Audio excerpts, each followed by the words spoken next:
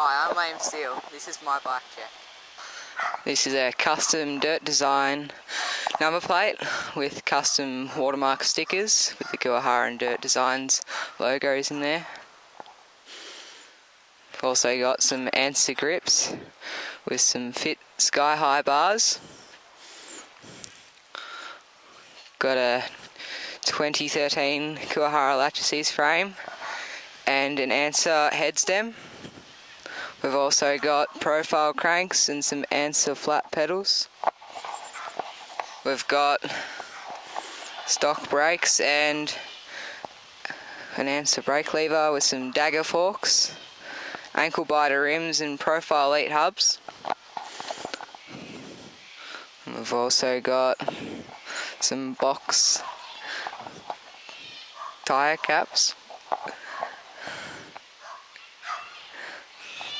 Got some spline drive on the front,